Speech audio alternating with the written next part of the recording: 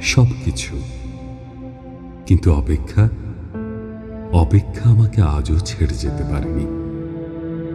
আমি ভালোবাসার জন্য সব কিছু ছেড়েছি, শুধু অপেক্ষা ছাড়া। অপেক্ষাকে আমি আজও হৃদয়ের গহীনতম অংশে অবরুদ্ধ করে বেঁচে আছি।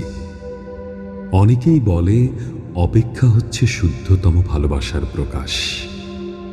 ভালোবাসতে সবাই পারে, কিন্তু সবাই প্রিয়তমার জন্য অপেক্ষা করতে পারে না। আসলেই কি তাই? জানি না তো, হবে হয়তো। তবে অপেক্ষার কাছে আমি অনেক ঋণী।